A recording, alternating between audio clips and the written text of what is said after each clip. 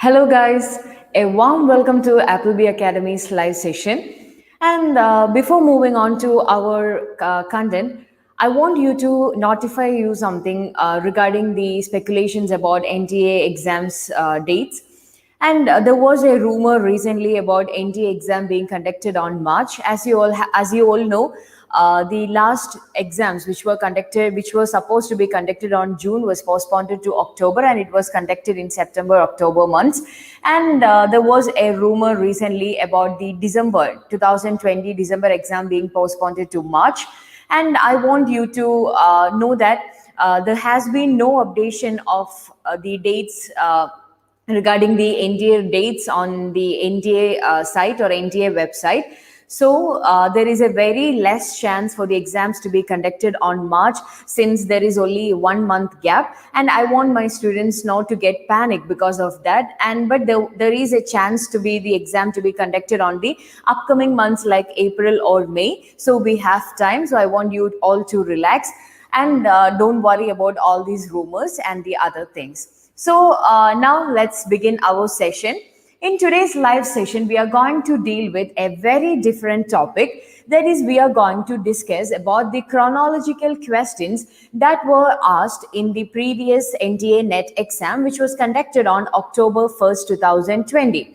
To be more precise, I am taking the question paper of the morning shift, which was conducted on October 1st, 2020, and we are going to have a look on the chronological questions that were asked in that question paper. And the question is, why chronological question? The answer is, the chronological questions have got a very great weightage in the previous NET exams. There were always chronological questions for NTA exams and UGC exams, but the thing was that there had never been more than 5 or more than 6 questions that were asked previously.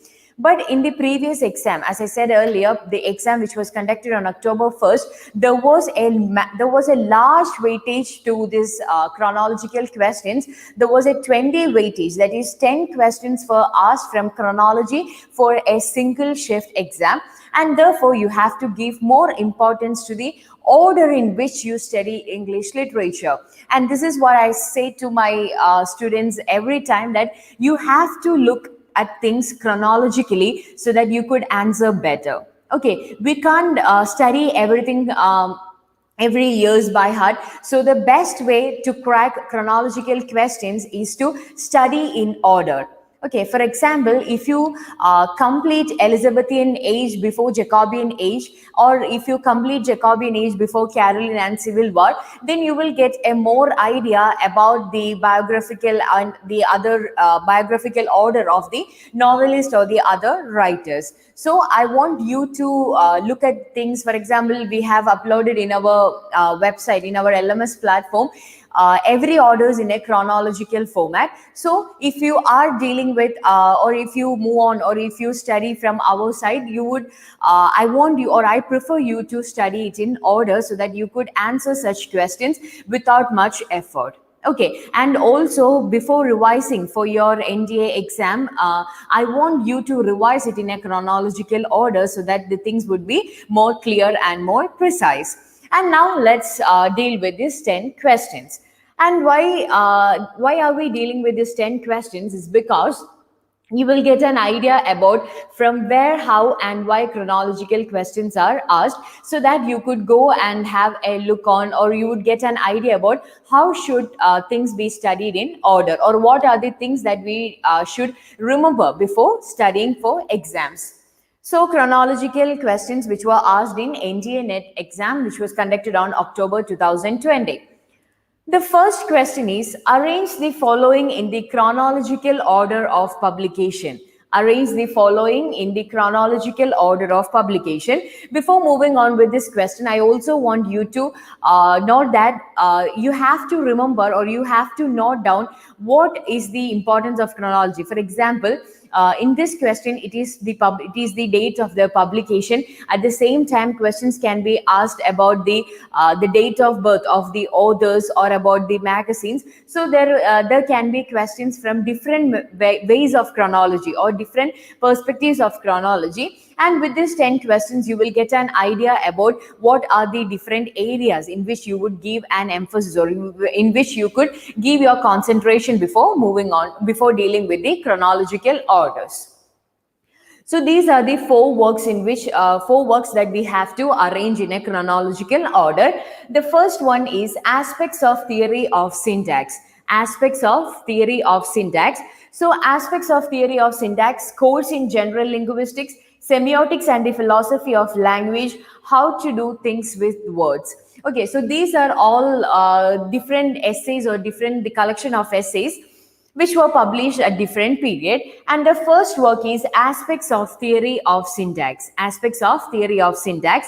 Aspects of Theory of Syntax is a book on linguistics written by American linguist Noam Chomsky. Okay, you have to remember that Aspects of Theory of Syntax was written by Noam Chomsky. But our area, in order to crack this question, is to know the publication year of this work.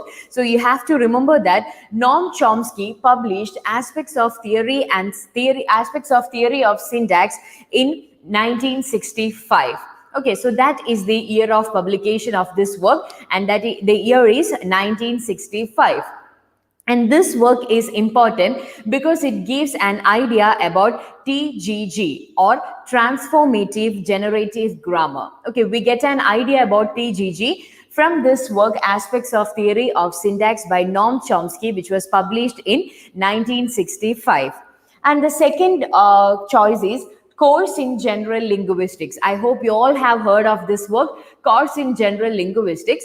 Course in General Linguistics, it is a book compiled by Charles Bailey and Albert, who were the disciples of Ferdinand de Saussure, and therefore we can say that this work is the collection of notes given by Saussure at the University of Geneva between 1906 and 1911.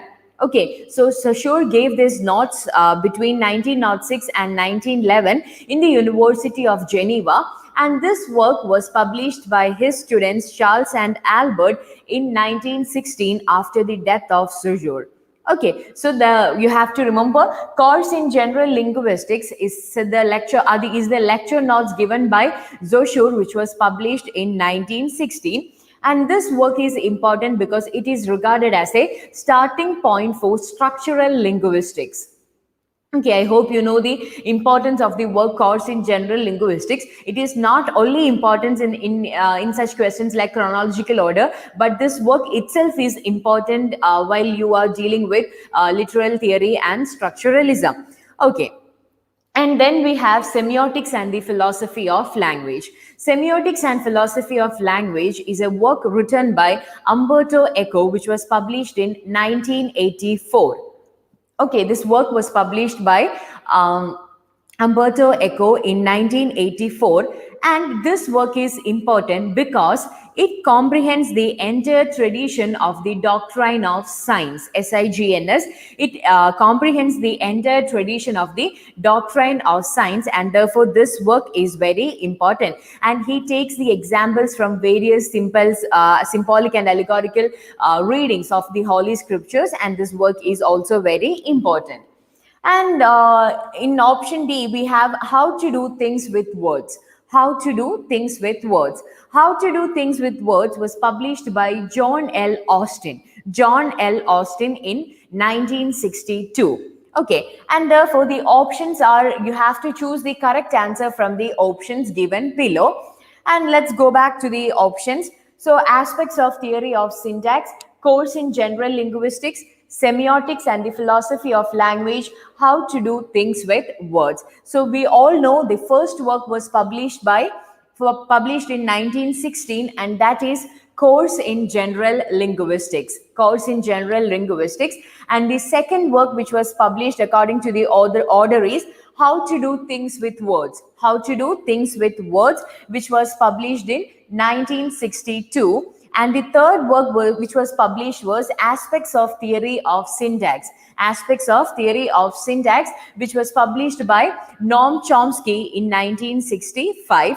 And the final work is Semiotics and the Philosophy of Language. Semiotics and Philosophy of Language, which was published by Umberto Eco in 1984. And therefore, the options are B, D, A, and C. Therefore, the options are B, D, A, and C. And the answer is option 3. I hope it is clear. Okay, so I want you to go home and have a look at the each and every options or each and every topics that are discussed here or that are given here. Moving on to the next question. Arrange the following in chronological order of emergence. Arrange the following order in the chronological order of emergence. So that is why I said in the previous slide, chronology is not just based on the publication dates or the date of birth, but there could also be such things like the date of or the years of emergence or the order of emergence. When did these theories or when did these concepts became popular? That is something that you want to know. And once again, I want you to know that chronological order or chronological questions are not something that can be studied in isolation or that cannot be studied separately. You have to derive the answers of chronological questions from what you learn from other things, from what you learn from literary theory or literary criticism or British literature, and that is how you solve chronological questions. So let's discuss question number 2. Arrange the following in the chronological order of emergence. And the first one is heresy of paraphrase, stream of consciousness, practical criticism, and defamiliarization. I hope you might be familiar with all the 4 concepts. These are all concepts that you could find in literary theory. And we have discussed about all the topics, all the concepts very clearly in our previous videos. So heresy of paraphrase, stream of consciousness, practical criticism, and defamiliarization. So about heresy of paraphrase. So heresy of paraphrase, it is actually the title of a chapter that you can find in the Well-Wrought Urn written by Clent Brooks. Okay, so this is something that is found in the Well-Wrought Urn written by Clent Brooks. And as you all know, Clent Brooks, he belonged to New Criticism, and therefore this concept is a perfect example of New Criticism. And here you could find that heresy of paraphrase, it gives an idea, or he emphasized the structure, tension, balance, and irony over other things like the meaning, the statement, the content, or the subject matter. As I said earlier, this is a perfect example of New Criticism. And another important thing that you have to remember is that a well-wrought urn or the heresy of paraphrase came into popularity as a 1947 collection of essays. The work Well-Wrought Urn was published as a 1947 collection of essays. That here you have to remember in order to solve this chronological question. And the next one, that is stream of consciousness. I hope you might have heard of stream of consciousness, because this is a narrative technique that you could find in the works like James Joyce, Virginia Woolf, and so on. And this is actually a narrative method or a mode that attempts to depict the multiple thoughts and feelings which passes through the mind of a narrator. Stream of consciousness, it doesn't have a logical order, because the writers, they write it just like how thoughts come into your mind, without any order, without any form. Okay, so that is what we call as the stream of consciousness, and the term was coined by Alexander Bain in 1855.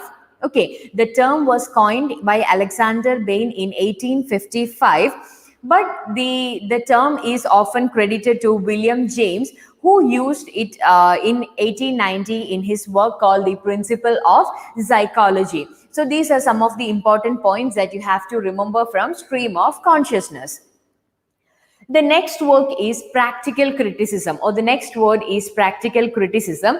Practical criticism is actually a book and also a concept developed by I.A. Richards in 1929. Okay, in 1929.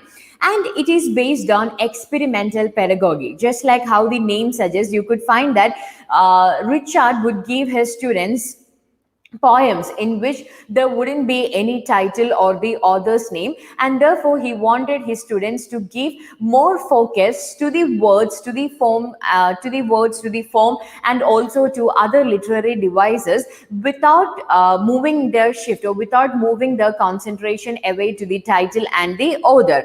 And as we all know, I.A. Richards, he is best known for advancing the technique of close reading of literature, and also for articulating the literary principles upon which the skills lead to the practical criticism, a method of increasing readers' analytical power. So that is the technique of practical criticism and also the work of practical criticism.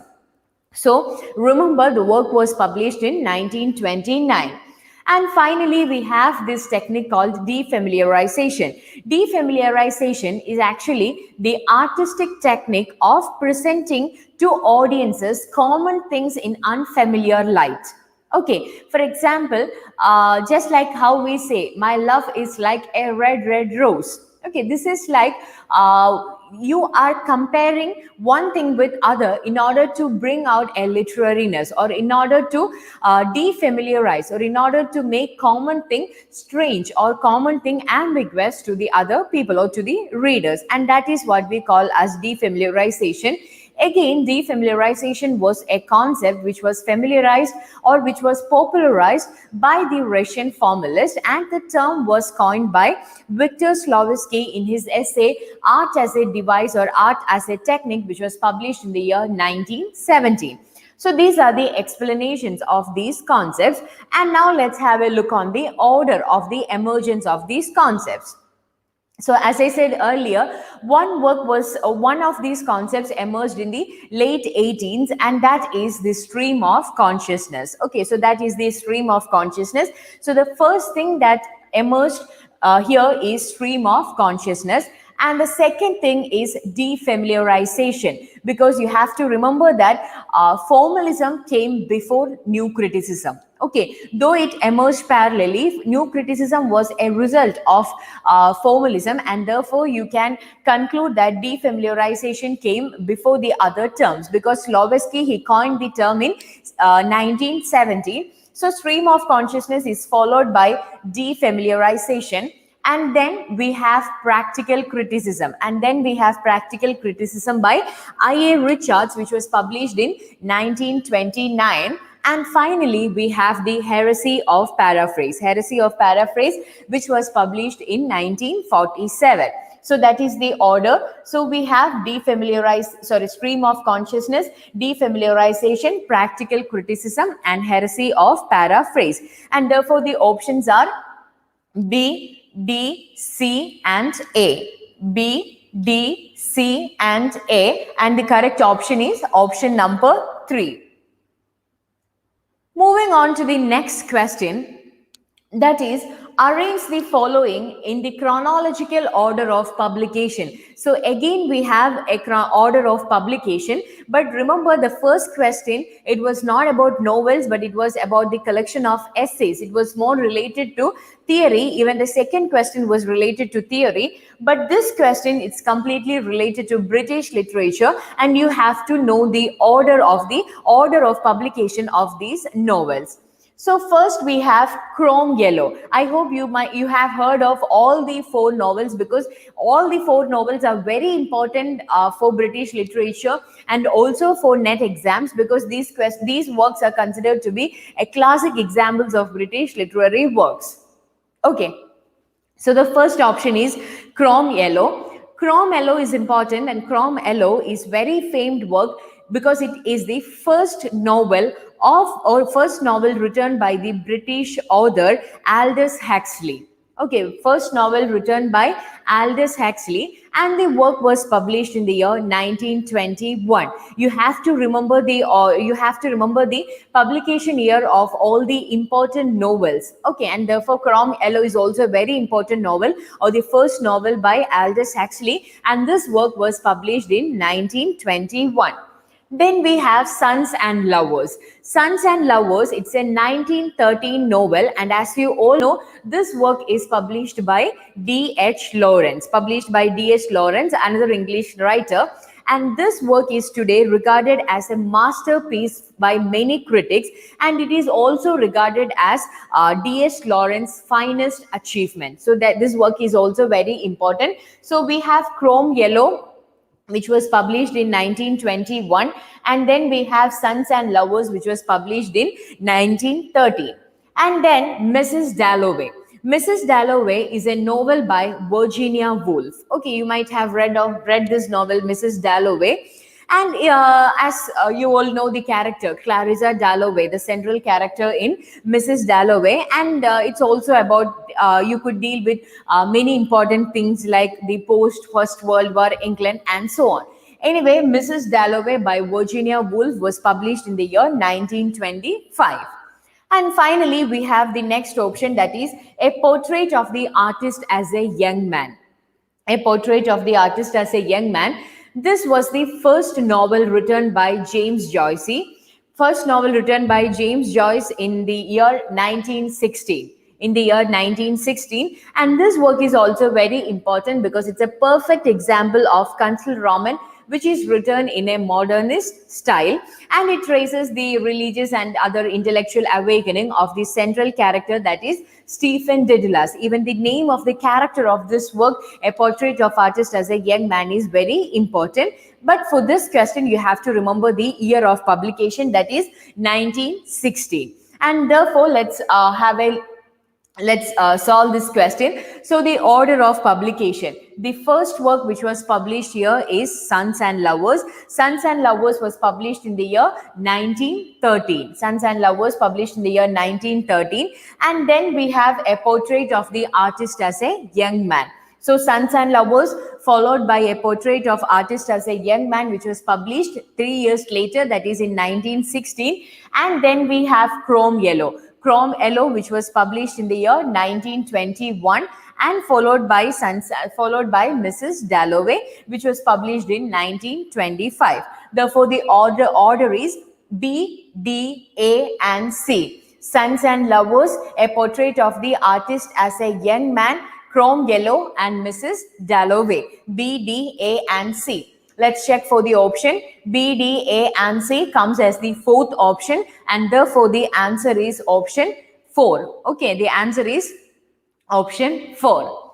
Moving on to the next question. Again, it is about the chronological order of publication, and here the questions are about place. Okay, here the questions are about place, and the first question is, the first option is All for Love. So here you could find the 4 plays: All for Love, Venice Preserved, The School for Scandal, and The Country Wife. All for Love, Venice Preserved, The School for Scandal, and The Country Wife. And these 4 options, all of them are British plays.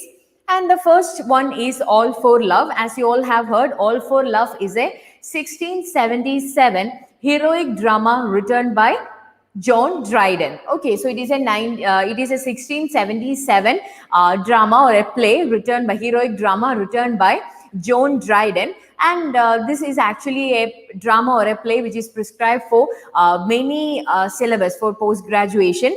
And as you all know, it's a tragedy. It's a tragedy written in blank verse by Dryden, and it shows, you can find that it is an attempt from Dryden's part to reinvigorate the serious drama. Okay, so there came many dramas before this time after the Elizabethan age, and this is actually an attempt to go back to the serious drama which were popular during the Elizabethan age, and it is an acknowledged imitation of Shakespeare's famous play Antony and Cleopatra, but it focuses on the last hours of the lives of our hero and heroine.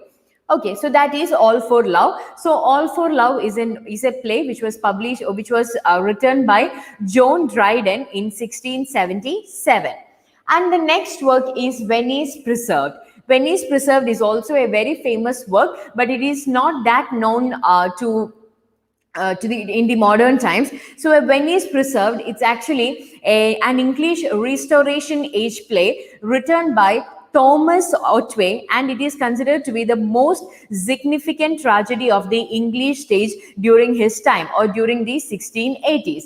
And this play is said to have published in the year 1682, or this play was first performed in the year 1682, and this play is considered to be the most significant tragedy in 1680s. Okay, so that is why Venice Preserved is important. So I want you to remember that Venice Preserved is a restoration play written by Thomas Otway in 1682. Okay, and the third one is The School for Scandal. The School for Scandal. The School for Scandal is a perfect example of a comedy of manners. A perfect example of a comedy of manners, and it was written by Richard Sheridan. Okay, it was written by Richard Sheridan, and it was performed first on 1777. It was performed first on 1777. And then we have The Country Wife.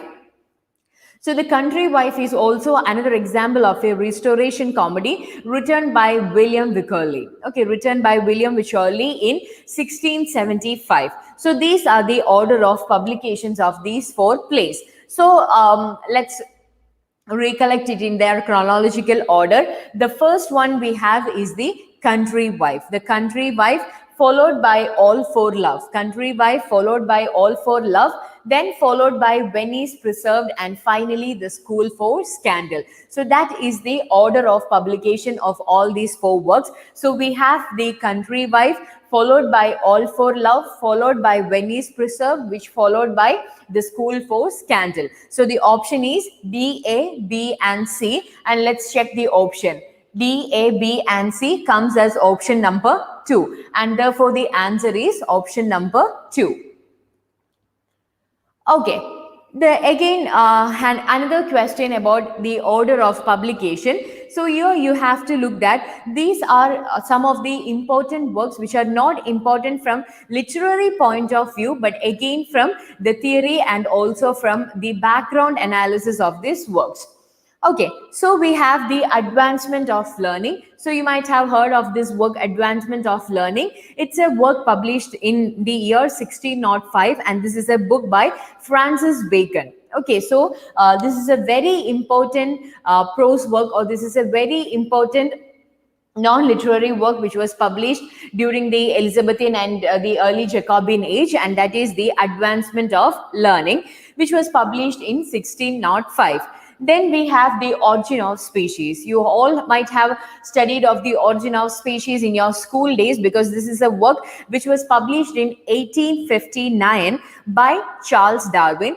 And this work is considered to be the most important work because it is considered to be the foundation of evolutionary biology. Okay, so you might have heard of the phrase, the survival of the fittest. These all came from The Origin of Species. So The Origin of Species, remember that The Origin of Species is a work by Charles Darwin, which was published in the year 1859.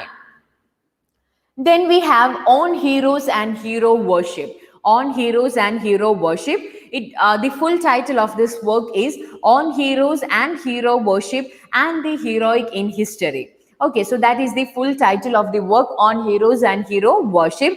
This is actually a work which was published by Thomas Carlyle. Okay, a book written by Thomas Carlyle, and this work was published in the year 1841. This work was published in the year 1841. So we have On Heroes and Hero Worships written by Thomas Carlyle in the year 1841. And it lays out about Carlyle's belief on the importance of heroic leadership. Okay, so he speaks about different leaders or different the prominent personalities who have contributed something to the society as heroes, like William Shakespeare, Prophet Muhammad. So these are some of the important heroes discussed in this work. So again, for this question, you have to remember that this is actually a work which was published in the year 1841. And for more information, I want you to remember that this is a work written by Carlyle, written by Thomas Carlyle. And finally, we have the work, The Lives of the Poets. Okay, The Lives of the Poets is actually important because from this work, previously there has been 2 questions asked for a single exam. For example, for the previous NTA exam, which was conducted on October, there were 2 questions from this single work, that is the Lives of the Poets. The Lives of the Poets is a work written by Samuel Johnson as a collection from 1779 to 81. From 1779 to 81, and it comprises of short biographies. It comprises of short biographies and critical appraisals of 52 poets, and that is why this work is important. So let's arrange it in a chronological order. The first work to be published is The Lives of the Poets, which was published from 1779 to 81. And then we have the order is, the first work which came was The Advancement of Learning. The Advancement of Learning, which was a work written by Francis Bacon. Then we have The Origin of Species, on heroes and hero worship, The Lives of the Poets. So the answer is option 2, that is D, A, B and C. So there is a little correction, so this is a question, but the first work which was published was The Advancement of Learning, which was published by Francis Bacon. Okay, so there is a slight change in this question. So moving on to the next question, that is, arrange the following in the chronological order of publication. Arrange the following in the chronological order of publication. That is, these are some of the important magazines or journals that were published. Okay. So we have the Critical Review. We have the Critical Review, the Monthly Review, the Gentleman's Magazine and the Rambler.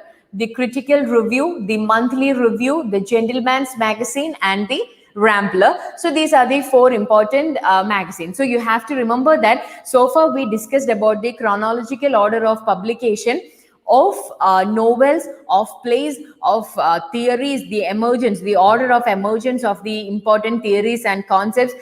Then we moved on to the other important, like the novels, plays and so on. So here again they have asked the chronological order of publication of the important magazines or important journals. The first one is the Critical Review. The Critical Review was a British publication. Okay, remember that. The Critical Review was a British publication appearing from 1756 to 1817. 1756 to 1817. And as I said earlier, if you learn it in a chronological order, you would face all these magazines while we discuss about the British literature and the American literature. So that is why I prefer you to learn everything in a chronological order for NTA exams. So British publication, Critical Review from 1756 to 1870. This is actually important because the important contributors to this particular publications are Samuel Johnson, Hunter, Oliver Goldsmith and so on. Therefore, this work is important. Then we have the Monthly Review. The Monthly Review, it is established in 1949. It is a recent work, review that is in 1949. It is an independent socialist magazine from New York. Okay, which was published monthly in New York City, and the publication is the longest continuously published socialist magazine in United States, and that is why the Monthly Review is important, because the Monthly Review, remember that the Monthly Review is the longest continuously published socialist magazine in the United States. And then we have the Gentleman's Magazine. The Gentleman's Magazine, it's a monthly magazine again founded in London, England by Edward Cave in the year 1731. Edward Cave in the year 1731, and also remember the point that it is a British magazine. And this is also important because it ran uninterrupted for almost 200 years until 1922. It came in 1731 and ended in 1922. And this work is also important because it is the first word or the first publication to use the word magazine instead of a periodical or instead of a storehouse. It used the word magazine. And Samuel Johnson is also closely associated with this Gentleman's Review. And finally, we have the Rambler. The Rambler, it is a periodical. It's a strictly, you can find that it's a series of short papers published by Samuel Johnson. Okay, so these are all important because you remember that three important works. Okay, three works or three magazines are closely associated with Samuel Johnson. So questions can be asked like from important persons like Richard Steele or Joseph Addison and the magazines related to them, just like how they have asked from Samuel Johnson. So you also have to look at such periodicals and the other magazines that were published in Britain. And this is actually a collection of 208 articles, and it was published from 1750 to 1752. 1750 to 1752. It was very short periodical. And therefore, the options are the first option. So again, let's have a look. These are the four options. The first one is the Critical Review, which was published from 1756 to 1817. Then we have a Monthly Review, a New York paper, which was established in 1949. And then we have the Gentleman's magazine, which was published from 1731 to 22. And then we have Rambler from 1750 to 1752. And therefore, the options are the Gentleman's magazine. The options are, the first one is the Gentleman's magazine. Okay, the Gentleman's magazine. Then the Monthly Review. Then we have the Rambler, and finally we have the Critical Review. Okay, so therefore the options are C, B, D and A. C, B, D and A, and therefore the answer is option 4.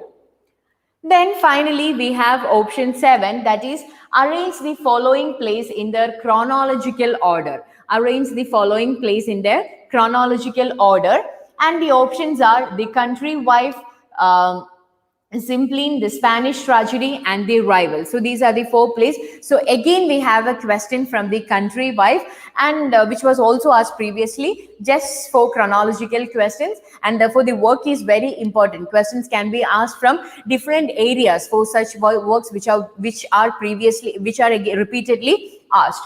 So the Country Wife, Simpline, the Spanish Tragedy and the Rivals, and the question is to arrange these plays in chronological order. So as I said earlier, the Country Wife, it is a restoration comedy written by William Wycherley in 1675. And then we have Simpline, the work or the play by William Shakespeare, and this play is cited to have been performed early in 1611. Okay, in 1611. And then we have the Spanish Tragedy. Spanish Tragedy is a very important work because it established a new genre in English theatre called as the revenge play or the revenge tragedy, which also inspired many writers like William Shakespeare. And therefore, Spanish Tragedy, written by Thomas Kidd, which was said to have been performed between 1582 and 1592, is also very important work. And then we have the Rivals. The Rivals is again a work which can be cited as a perfect example of comedy of manners, and it is published by Richard Sheridan. Okay, so this is another question that has been asked from Richard Sheridan. So you have to note down these important names and these important works that are repeatedly asked. Okay, and this play was first performed in the year 1755, and therefore the options are the Spanish Tragedy, written by Thomas Kidd, followed by Simpline, which is by William Shakespeare, and then we have the Country Wife, and finally the Rivals, and therefore the options are C, B, A, and D. C, B, A, and D. Let's check for the options, and the right answer comes as option number 3, and therefore the answer is answer 3. Okay, and the next question, arrange the following women novelists in the chronological order. Okay, so there are two important things that you have to remember. This should be on the basis of their date of birth. Okay, this should be on the basis of the date of birth, since the works are not mentioned, and therefore you have to arrange these writers on the basis of their date of birth. Okay, and you have to remember first thing okay, an easy way or an easy tip for you to remember the date of birth is to remember the works. Okay, try to remember the works of these authors and then try to place it in order. Okay, so that would be more easier for you. Okay, so we have Anne Brown, who was born in the year 1820 and died in the year 1849. So she is the youngest of the Bronte sisters, and she is known for two of the important two novels. For the first one is Agnes Grey. Agnes Grey, which was published in the year 1847, and then we have the Tenant of the Wildfell Hole. So these are the two important novels. So I hope you might have heard of Anne Bronte, followed by Jane Austen. Jane Austen is a very famous author who is known for her works like Sense and Sensibility, Pride and Prejudice, Mansfield Park, Persuasion, and Emma. These are some of the important works of Jane Austen. But remember, Jane Austen, she was born in the year 1775 and died in the year 1817. Okay, and her first novel, Sense and Sensibility, was published in the year 1811. And then we have Anne Radcliffe. Anne Radcliffe, she's an English author. She is important because she is treated as a pioneer of Gothic fiction, because she is someone who started to explain Gothic elements more naturally. And she was born in the year 1764 and died in the year 1823. And then we have Fanny Burney. Fanny Burney, she is again an English satirical novelist, diarist, and a playwright. She was born in the year 1752 and died in the year 1840. And her diaries, which is known by the name The History of Simba, Caroline Evelyn, and again her first novel Evelyn, which is inspired by this diary, are very famous. So remember Fanny Burney, the author of Evelina. And then we have Maria Edgeworth. So about Maria Edgeworth, again, she's an Anglo-Irish writer, and she is more known for her adults and children's literature. And she was one of the first realist writers in children's literature, and she was also a very significant figure in the evolution of novel in Europe. So her important work is, as you might have heard, is the Double Disguise, which is published in the year 1786. So you have to remember that all of them belong to British literature. So if you could study things in order, these are some of the very easy questions that you could crack in NTA exams. And therefore the author is, the first one was, as you all know, Fanny Burney, and then we have Anne Radcliffe. So Fanny Burney, followed by Anne Radcliffe, followed by Maria Edgeworth, followed by Jane Austen, and followed by Anne Bronte. So these are some of the important order, and therefore the order is DCEBA. Okay, and the answer comes as option number 3, and therefore the answer is option 3. Okay, and the next question is, arrange the following critical works in the chronological order of publication. So again, you have to arrange it in the order of publication, and these are some of the important essays. The first one is Preface to Lyrical Ballads. I hope you all know it.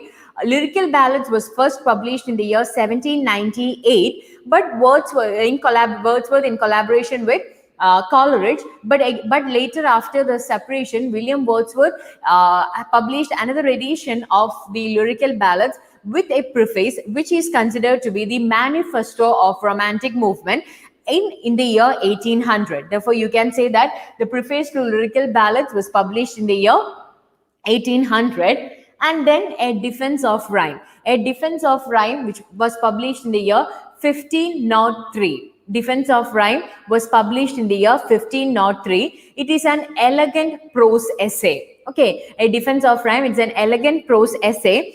And this can be considered as a defense of rhyme, or a defense of rhyme in the formal sense, but it also conveys of the idea of there being positive post-classical literary developments, and therefore this essay is also important. A Defense of Rhyme, published in the year 1503.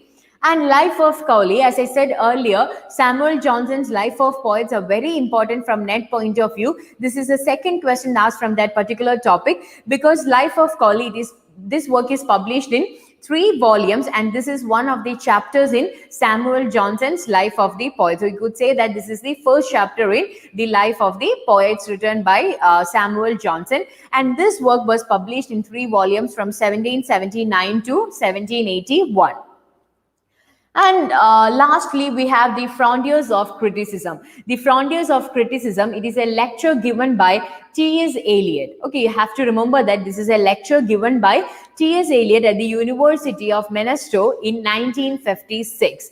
And therefore, the options are A Defense of Rhyme, then we have Life of Cowley, and then we have Preface to Lyrical Ballads, and then the Frontiers of Criticism. So these are the order of publications of the important works. A Defense of Rhyme, Life of Cowley, Preface to Lyrical Ballads. The publication date of Lyrical Ballads is very important, that is in 1800.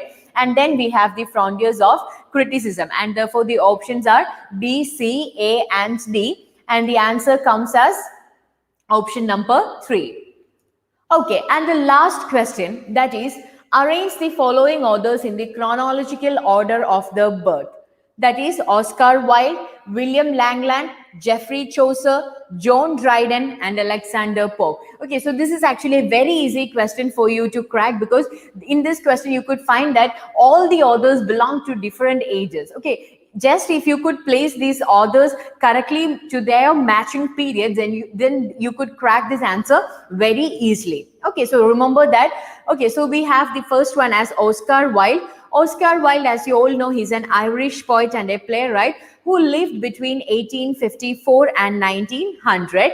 And then we have William Langland, the author of Piers the Plowman, an early contemporary of Geoffrey Chaucer. He was supposed to have lived between 1332 and 1386.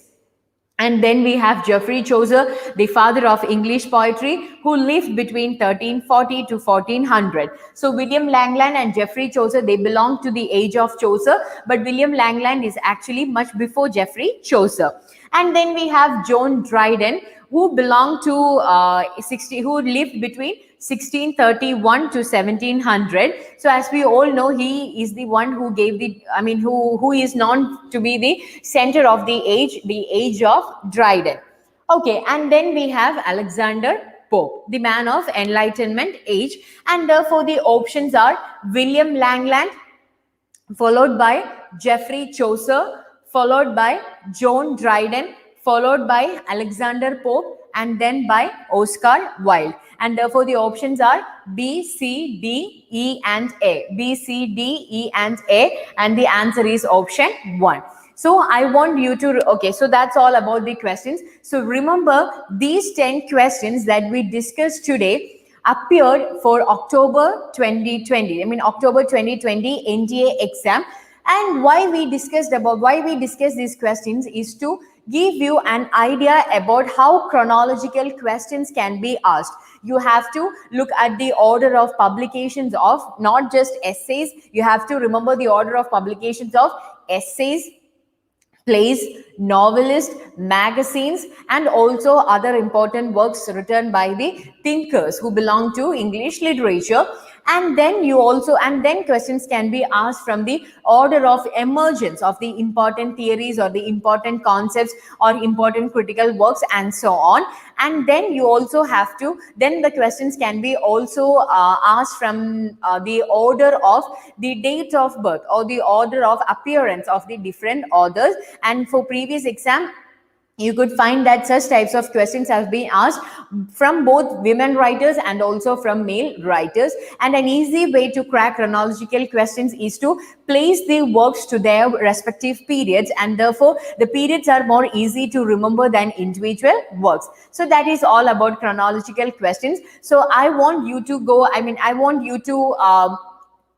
closely analyze each questions that we discussed today. Take the work separately, have a look on the questions, because all the questions that are asked for previous chronological questions are very important. These are some of the important works that should be studied in isolation for questions from other areas. So that's all about chronological questions and this live sessions. Thank you.